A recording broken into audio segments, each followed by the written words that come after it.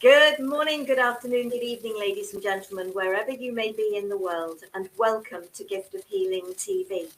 I'm Sara Jane, and I am delighted to be joined by Mary Wolken PhD. Hi, everybody. For this program. Hello, Mary. Thank you for joining us. The topic of our program for this, because it's evening for me, it's lunchtime for Mary, because we're in different parts of the world, is mind-body trauma, de-stressing the connections to find health and happiness. Thank you, Mary, for joining us. I am going to read your bio so people get a sense of who you are. And then once I've done that, we can start with the questions. Mary Wolken, PhD, Trauma, Memory and Learning Improvement Specialist. Who is Mary? Mary is 76 years young. I like that. I like the young bit. I can't see the point in being old. From 7 years of age, Mary has cared for people in a crisis. It became her passion. She also trained as a science teacher, EMT, cell energy researcher, and intuitive healer. Mary received formal training in homeopathy, neurokinesiology, and lightwave therapies to bring health, calmness, and mental stability to all. Recently, she developed ways to de-stress the COVID-2 vaccine stress and effects on the body-mind, when the vagal nerve and the body is impacted by trauma. She is the director of the Healthy Living Center and founder of the Complementary Medicine Association, the first worldwide non-profit association to receive Category 1 medical education credit for the teaching of homeopathy to professionals. Passionate about helping rebalance nature, the environment, and harmony and peace in the human family. Mary, thank you so much for joining us on the program. It is my absolute pleasure, especially this holiday season. Oh, yes. Oh, yes, because you must be coming up to your Thanksgiving. Thanksgiving. Yes. Yep. Sorry, because that's not something we have here in the UK. Oh, and Halloween, we just finished that. Yes. And that's very big in the States as well, isn't it? Yes. Yes. For better or worse. Yes. So thank you for joining us. First question I'd like to ask you is, would you share a little of your story? I know that I've obviously just read your bio, but how you come to do what you do? What's motivated you, if you like, within your own life? Okay. I come from a traumatized background, although I didn't really see it as that as I was a child, except that as I look back on it, from the time I was born, I was less than what they wanted. Although I was born healthy and in possession of all faculties that little ones can have, my parents really wanted a boy to replace the one they had lost the day he was born. And he had died a little more than a year before I was born. So already there was something I wasn't okay, that I was a girl and I was here and I was healthy, but it just didn't ever seem enough. So what I took that to mean is that I had to do things harder, better. I had to be the ultimate perfectionist to make sure that I could, quote unquote, make up for this thing I didn't have, which of course I couldn't make up anyway, but that's beside the point. Well, so that was the beginning of things, but I was very, very much in love with nature and taking care of things. And my mother raised me to take care of my younger siblings. And when I was 7, I was in scouting, and my mother was one of the leaders. And she took me aside at home one day. Now, remember, my mother's an Irish Catholic, and, they had certain ways of raising us back in those days. It's my way or the highway, that kind of disciplinary system. Well, she took me aside and she said, I have something I want to talk to you about. You can say no if you don't feel comfortable about doing it. And I'm going, my mother never talked to me like that. What in the world could she be talking to me about? So I said, sure. Just out of curiosity alone, I had to find out what was going on. So she takes me aside and she said that just want you to know that in your scout troop, that one of the leaders has a health condition. You can't catch it, she says, but there may come a time when I wouldn't be there. And if you decide that you want to help in this way, that you might be the only one that would know how to take care of this lady. Are you willing to do this? And I said, sure. I had no idea what I was getting myself in for. And so she taught me how to take care of somebody, how to take care of crowd control, how to make sure she was safe if someone had an epileptic seizure. So she taught me all the steps to make sure both the patient as well as everyone else was safe and we could all get out of this healthily. So she said, now remember, you might be the only one that would know how to do this. So I said, sure. So she taught me how to take care of her and how to take care of the crowd, what to say. I was a very good student and I learned really quickly. And it's probably a very good thing because about 4 months later, my mom wasn't there one day and this woman had a seizure. And at 7 years old, was the only one who knew how to take care of this woman. And I was hooked. I loved being in that kind of position of taking care of people in this way. So fast forward, I go to college and graduate school, and I had been doing first aid and taking courses in that along the way. But when I was graduating with my graduate degree, I thought I was going to medical school. And so I'd applied, and the day of my interview came up, and I was on my way to my interview, and I put my hand on the door to go into the medical school, and I heard this very loud voice. It said, Mary, what are you doing this for? You know you will never practice this kind of medicine. Took my hand off the door, turned around, went home, and for the next 2 days, I meditated and begged the heavens to make it so clear what I was supposed to do that I couldn't miss it.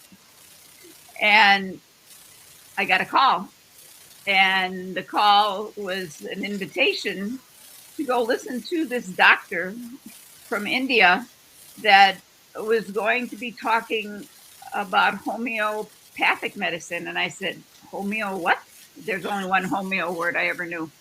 And homeopathic medicine, that was coming in 2 weeks. I thought, oh, well, it was one evening. I thought I had spent my time in worse ways. I will go. And that was the beginning of the rest of my holistic training. And that has been going on now for 50 plus years. And he changed my life. He changed many people's lives that I've touched since then. And so now I really am a specialist in how to communicate, help people communicate with their bodies, minds, and energy, and especially to remove trauma and stress. Trauma and stress that is caused by birth problems, that might bring on learning challenges, it might be caused by an accident, it may be caused by being born and raised in a war zone or abuse, all of those things. These things are removable from the body's energy field. You don't have to be committed to taking medicine for the rest of your life or take psychotropics for the rest of your life. With gentle techniques, we can easily and over time rebalance the energy field so that you can feel good about who you are in your own skin and really the first time to be able to go ahead and use your gifts in the world to help other people. That's really the purpose of all of it. So, any questions? No, brilliant. Thank you for that, because I feel that's really important, that people get a chance to realize just how important this has been, and the effect it had on you. And yeah, I mean, I think about my early childhood and actually the trauma that I went through, and it was actually homeopathy in a roundabout sort of way. But although I certainly never trained as a homeopath, I have a great deal of belief in homeopathy. I really do. That would be the route I would go first. It really would. My original teacher in homeopathy, this medical doctor, he even contacted me last year on Facebook and asked me if I was still practicing. And I'm sure there was a smile when I said, oh, yes, definitely still practicing. But I can remember the first time that I went for an interview. That's what they call our homeopathic intake process. I could even remember the room we were in, because it was that impressive to me. That I've always been into listening to people and trying to really get where they're coming from. I never felt so totally listened to in my whole life. I felt like I was listened to on all layers of my being. It was a profound experience for me. And I think that's one of the things with trauma, isn't it? Is we Yes. don't necessarily feel listened to and heard. Well, and most people think, at least in our society, my generation, and certainly those that we have raised, for many of them, have been raised to think you got to suck it all up. If you have pain, you don't talk about it, you suck it up. And even when you talk about it, you're still sucking it up. So it's, they don't get rid of it. And just because you change countries, because you were involved in traumatic things in the country of origin, you don't leave that stuff behind you.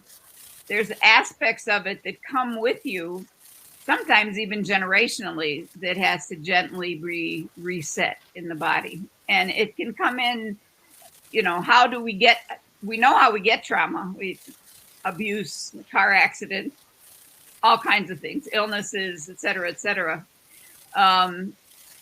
And so we can identify when there's violence that we've been involved with, and pain because of illnesses that we've been involved in. But nobody along the way has made it okay for us to really heal that part of the things that we sucked up, or knew how to do it either, for that matter. And so it's sort of, I kind of equate it to taking soft butter and taking a knife and just gently going over that rough surface on a piece of bread. That it, not chopping into the thing, you're just gently putting a coating in the bread. And when we take away trauma, that's how we do it energetically. Very, very gently. There's no benefit to re-traumatizing someone that you're trying to get out of trauma to begin with. And we don't get rid of trauma just by blocking it in our psyche and sucking it up. Because what we do is we then pass it on to the next generation even more. And our attitude towards it, as I got more and more into energetic medicine, I was also still teaching school. And I was teaching at high school one day. And it was early in the morning, and one of my classes had just come in, and this boy said something to me, and I didn't have any particular problem with this kid ever. I mean, I liked him and whatnot. And he said something, and I couldn't even to this day tell you what it was he said. And I don't think it was anything directed at me, but it set something off inside of me, and I was really angry. But by this time I had taken enough trauma training and stuff to know that when I when someone goes through an overreaction like that to a few words that were said, that there's something deep inside that wants to come out. And so I went home that night and I processed that out and found some peace so that boy and I could get along the next day at school. But most people don't have that blessing of being able to know how to do that. So that's why I'm here. But that's dealing with triggers, isn't it? Oh yeah. And it's not easy to realize what is triggering you. And I think, you've been trained, and for me, it's just something I'm slowly learning from my own life experiences. And something cropped up earlier this year, and that I was sort of out for a walk in the woods. Something had obviously triggered something in me, but it triggered it in respect of helping me understand something that had happened when I was the result of my broken jaw, which was my wake-up call. So that was all around my wake-up call, but also resulted in the end of my marriage, because something had triggered me. Right. But then it was being aware of what had triggered me, but why the individual had behaved the way they had, which was a learned behavior. So there was no malice, there was no anything involved. It was just learned behavior that created a trigger within me that then resulted in a whole load of stuff happening. But it was coming to that awareness of the trigger. And as you were saying about the trauma itself, I refer to it very much as the inner child, because a lot of the traumas are childhood traumas. But to be perfectly honest, the trauma could be what happened to you first thing this morning. It doesn't have to be a trauma that happened many, many years ago. And obviously, the older you get, the more years you've got to have traumas in. So what happens in a traumatic event? I think to a certain degree you've covered that, because it can be so many different things. The very first trauma many people go through is birth. Well, they may have it even before birth. Oh, absolutely. Because if you have parents that are fighting, if you have, somebody that is alcoholic or seriously ill or really upset with somebody on a regular basis, or totally fearful because of the environment in their society, or, the color of their skin or whatever, so they're always on guard, then all of that adrenaline and stuff gets pumped into you. So you and mama are one, no matter how you look at it. And her trauma becomes your associated trauma. And so, like that one little trigger that went off in my classroom that day, we don't know when something will set us off. Now, where is it that it sets it off? Well, it could be, from the other person. It could be something that they say. It could be a gesture that they have that triggers something. It could be a feeling. It could be an intense environmental situation, like suddenly you feel like you're trapped somewhere. It could be the result of an accident that you went through now, and that you'd forgotten about the accident you had as a child, or that your mom had while you were still in the womb, and feeling like, I may not make it. I don't know if I can survive this. Those kind of feelings. They just stay put in the system. And depending on, let's look at this map on the body a little bit, kind of imagine this a little bit. We have one huge nerve that goes through our body called the vagus nerve. And it has all these other nerves associated with it. But it starts up in the brain and it goes all the way down through our feet. The major trunk, it goes from almost our brain stem between our ears and down like the center of our head. It comes in that area, comes down the neck, and like 5 different main nerves come off just in the face area and down the neck alone, at least. And then it comes down the shoulders, down the arms, all of this kind of stuff, the chest area. And then it also pervades the entire body, so that inside the body, all the organs and tissues all have nerves that have come originally from Mother Vega, vagal nerve. And so if we get hammered one way or another in a trauma situation, that vagus nerve houses that stuff somewhere in our body, or maybe multiple places in our body, mind, and energy, and just waits for its opportunity, more than to be healed than to cause us more grief. But most people haven't looked at the reoccurrence of these traumas as a healing event. And so we have all of that. The other tissue that they've kind of left out of the equation that really houses our entire body and all of our organs is something that the vagal system comes through. It pervades this whole system, but it's called the fascial system. And for most people that are listening, they've never heard of the word fascia, for one thing, but the fascial tissue, if you think about cutting open a chicken or a piece of poultry, and underneath the skin, you first see that kind of slimy, stringy, whatever it is that everybody just ignores and tries to throw away. That's the first level of fascia. That's the outer fascia.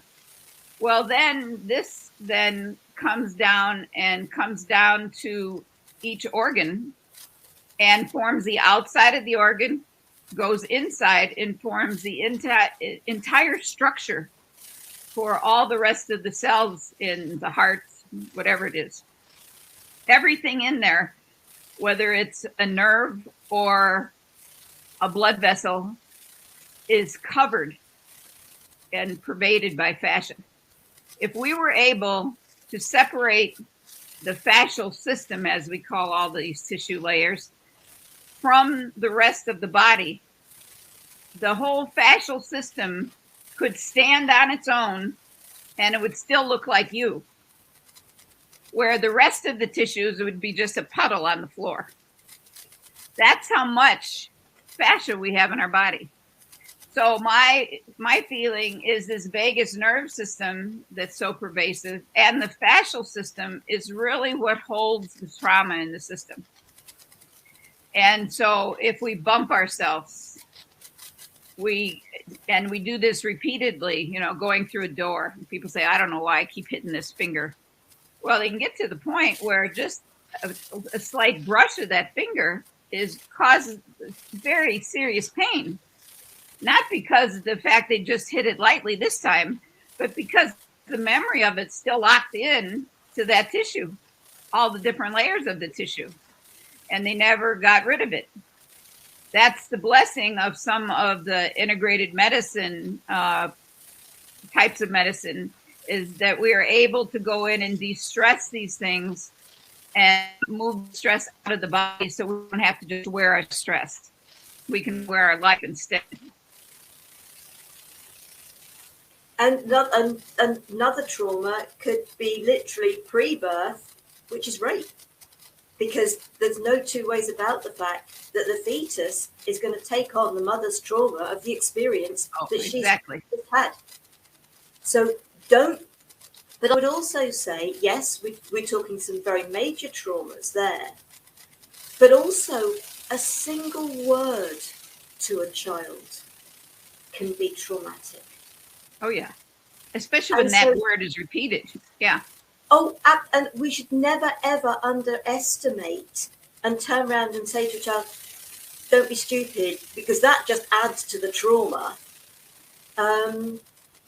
Because to an adult, it's just like, okay, right, we've learned to suck it up. We've just learned to deal with that. Mostly not for better, but for worse. Yes. Yeah, absolutely. Absolutely. The child, it is very traumatic to them. And before we came on air, you were talking about nicknames. Well, actually, there is trauma around my nickname. So I will be working on that using what I use, which is sound and toning. And I know that you were saying that that's Right. something you're now exploring. So okay, so let's move this forward, because obviously we can sort of touch on many different things.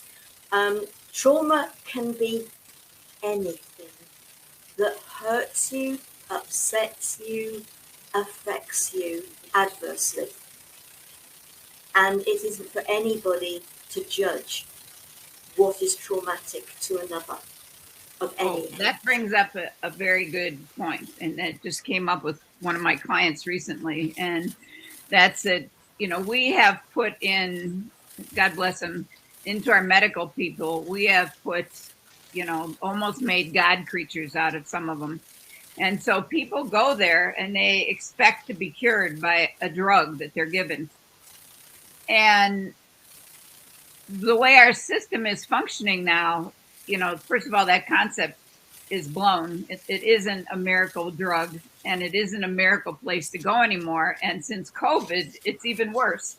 So it's traumatic to everyone now in the COVID time, because we've gone into isolation. When we're not in isolation, we're in mask, and we're not used to covering our identity up like that. In the past, when we were raised, if you ever wore a mask into a building, you'd get arrested for covering yourself up.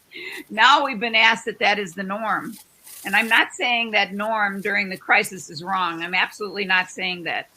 But it causes problems for some, even just to put it over their face, because it feels like they're suffocating. So that's an issue, in itself. But go on to the drug scene. And I had a client, a young woman, come in. I say young, she's probably in her late 30s, that kind of thing. And she's been diagnosed since this COVID time with a fatty liver. So she went to a specialist the other day, and the specialist went through all kinds of strange things, strange questions and whatnot, but finally came to the conclusion that, number one, she had to get off of her birth control, like right now. And then we were going to do more testing and blah, blah, blah. Well, first thing I did was go into the PDR, the physician's desk reference, look up the specific drug, see what we were dealing with. Well, number one problem is that she's been on this forever. And one of the side effects is fatty liver or tumors on the liver from this medicine. But second of all, psychologically and physically, she can't just drop that medicine, because her whole body has become adjusted to, and may not be for better, it may be for worse, but it's used to having that punch of estrogen and whatever else is in it every day. And so the job is to wean her off of this slowly, so that her energetics don't tank while she's trying to get help from everybody.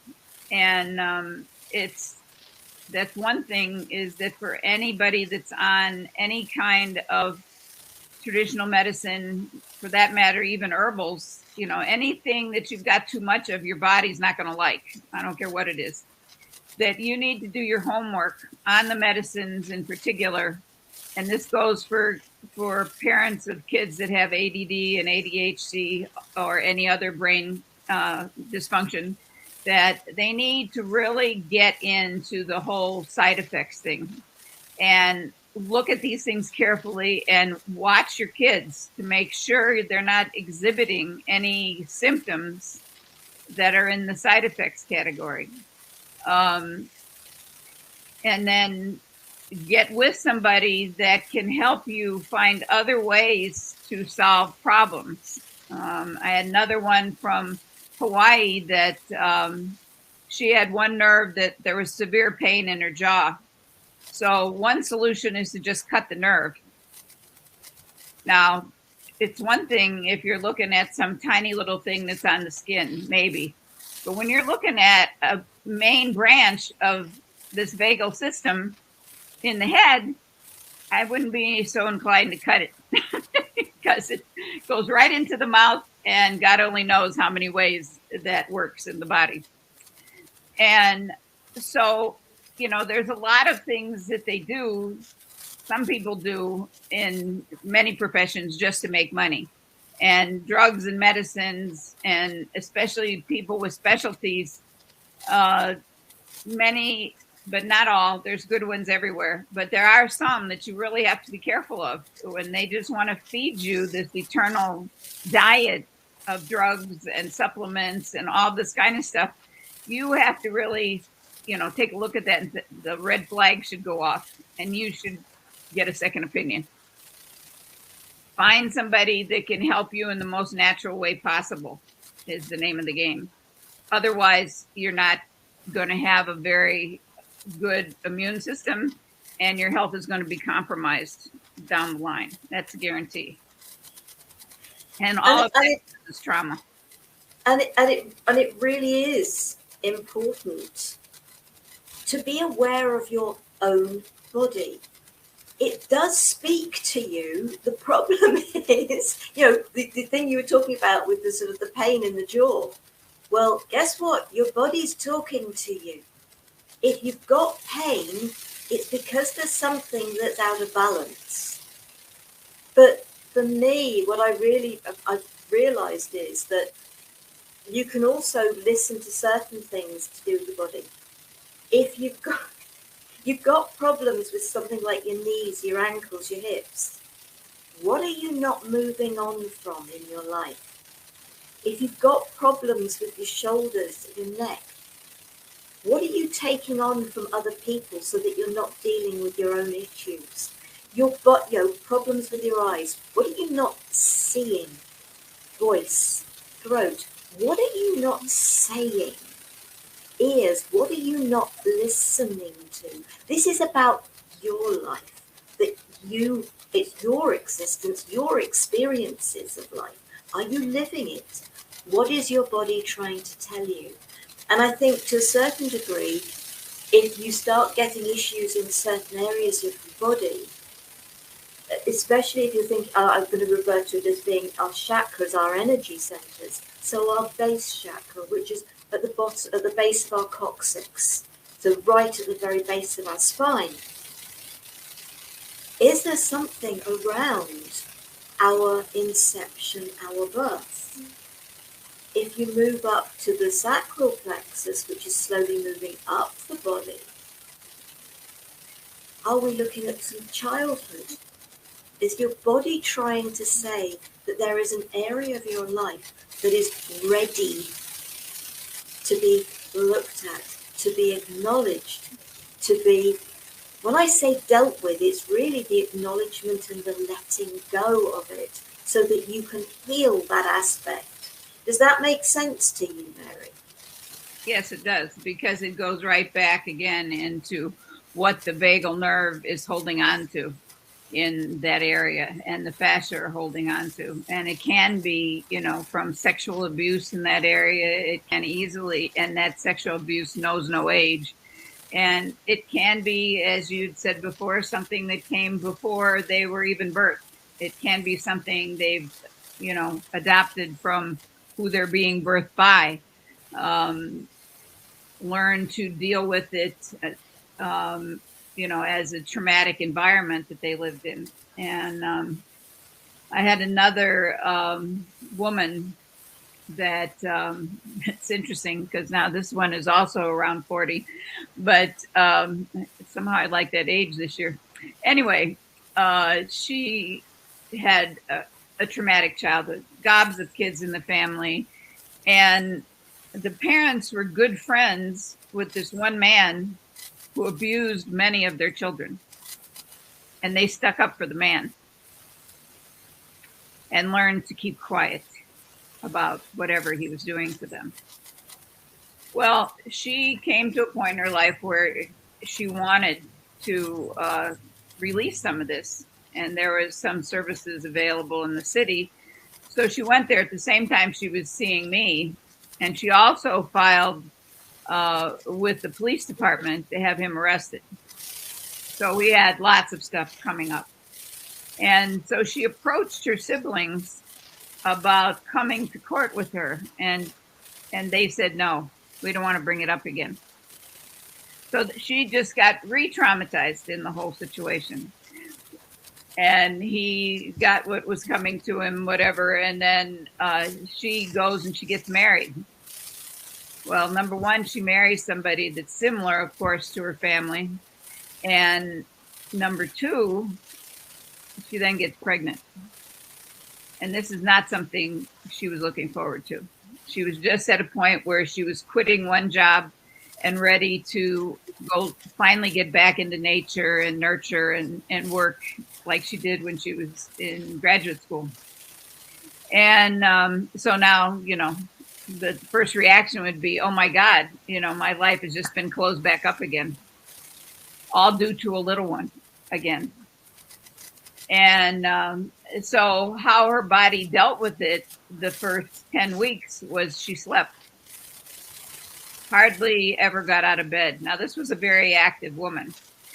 And then finally, she was willing to start dealing with this. So she came in one day and we started to talk because, you can hide, not hide, but you can think you can get away with stuff more over the phone than when you're sitting in front of somebody. And so I just made one comment about this little one and the time where she was with her life right now, and the tears started welling up again. So, well, let's deal with that. And so before she left, what we'd managed to get through is a lot of that stuff that had been repressed. We managed to cool some of that down so she could take a deep breath for a change.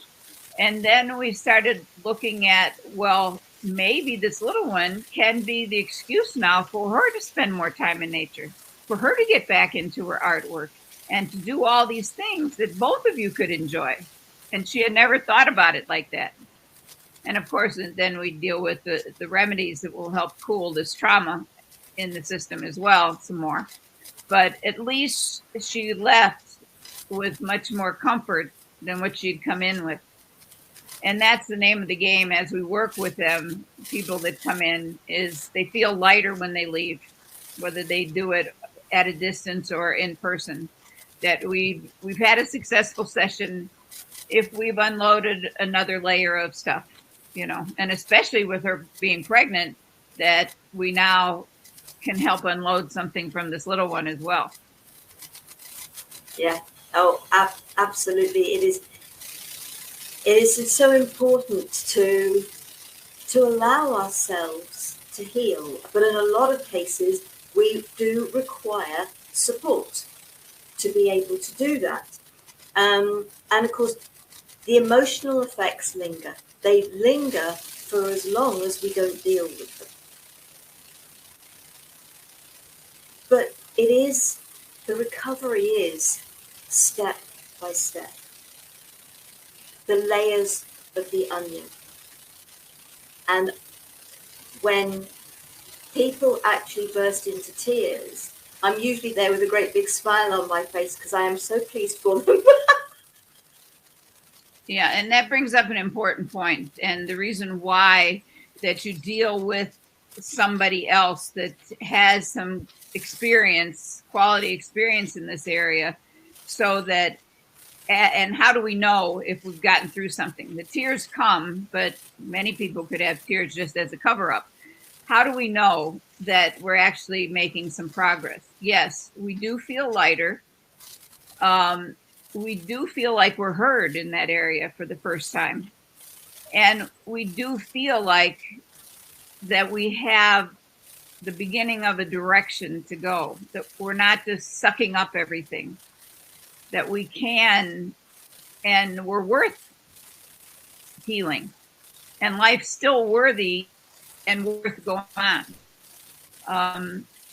That's why I'm sure we have this day and age so many crazy things going on. So many people just trying to kill somebody else off to get rid of their anger is because they're sitting on so much of this frustration and anger and hurt from days gone by that they're clueless about. And then it brings up another thing, that if they're eating cruddy food, then that just can make the toxins in the food and from the whatever they're ingesting, whether it's pills, drugs, or whatever, that just sits in the body, the toxins from it, and waits for another opportunity to rear its ugly face. Because, you know, when you eat crud, you act like crud. That's the bottom line. Yeah. Oh, absolutely. And I think the joy for me with, you know, going to a homeopath is they allow something like a 2-hour session because they ask so many questions. They get to the depth, and not knocking the modern day sort of doctors, etc. I think here in the UK, they are given a maximum 7 minutes.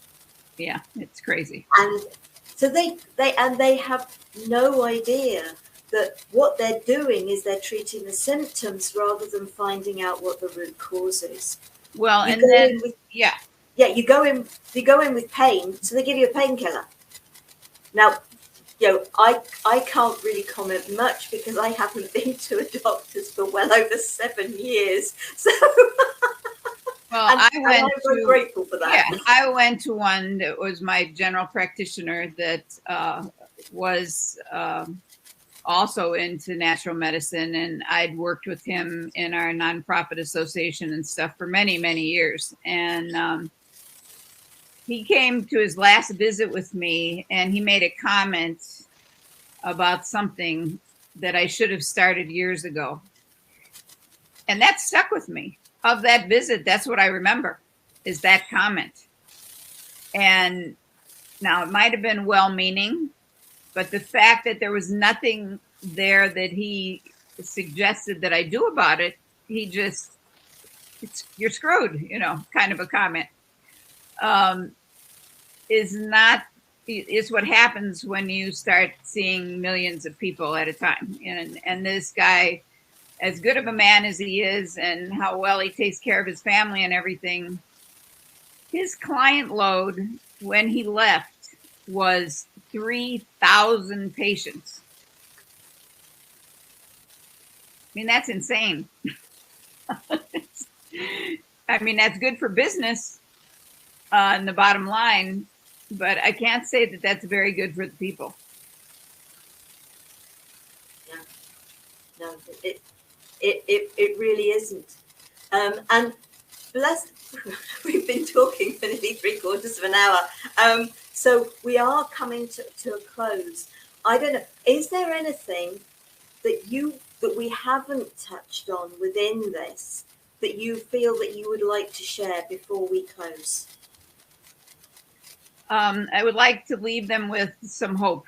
And that's, I mean, it brought up lots of things that cause trauma, ways to naturally start going the other direction. And going the direction would be helpful if you did it with somebody. Some of the things that will help begin to de-stress you that you should be doing on a regular basis, or choose some out of the many options that are available, but definitely walking outside and deep breathing, especially if it's in nature. And if it has water, you know, if there's a lake or something nearby, even better. And go breathe that energy in.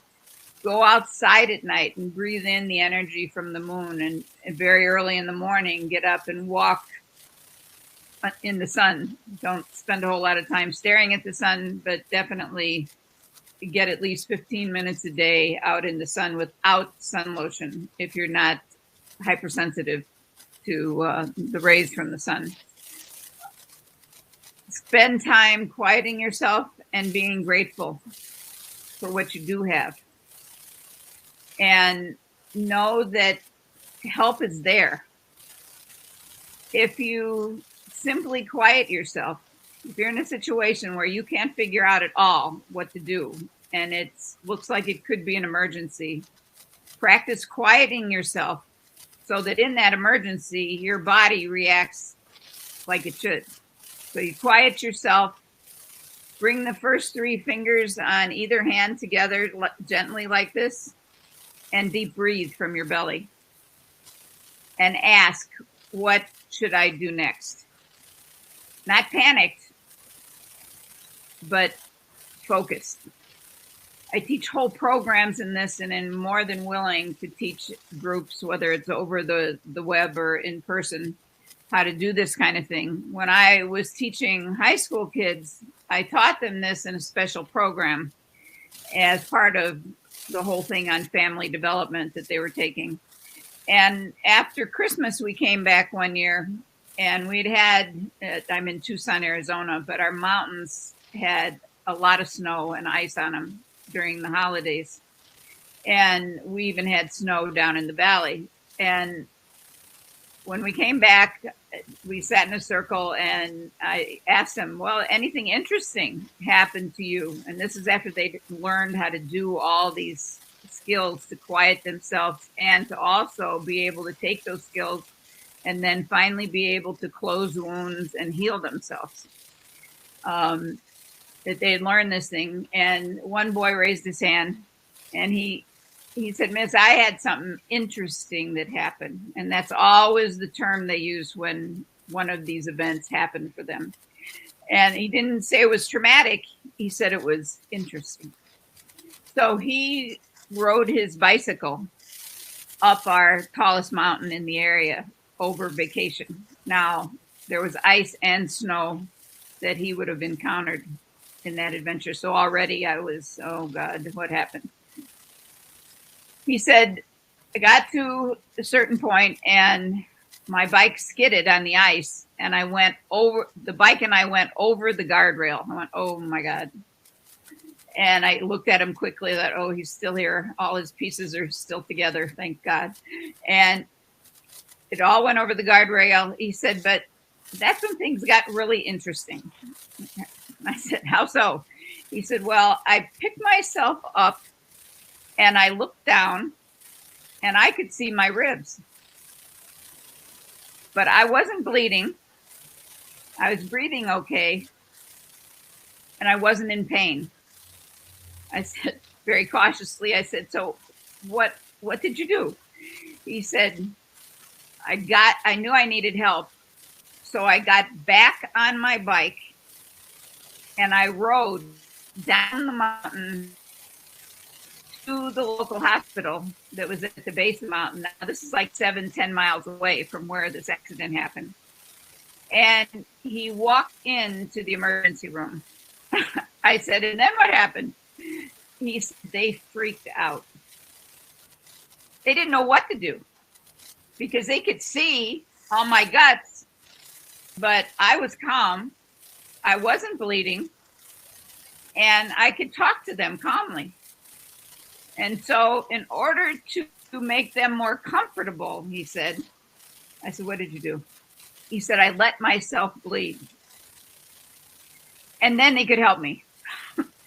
And of course, then he went into shock at that point in time, but, and they sewed him up and everything. But when we saw him 2 weeks later, this whole area had healed like it had been healing for 6 weeks.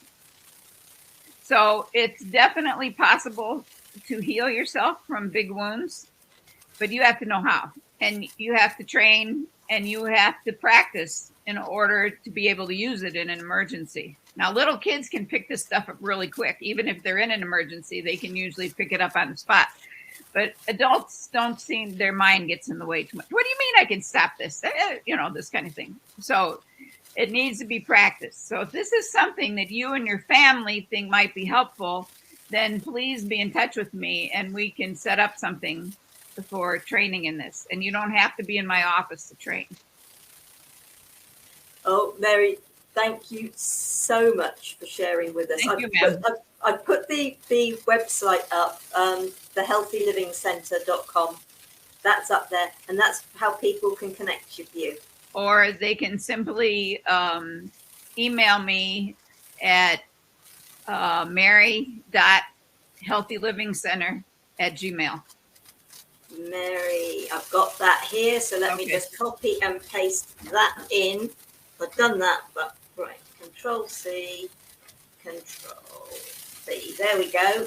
This is something we've added to our first aid training here just recently, so that this is the first thing that people learn when they come in for first aid. Excellent, excellent.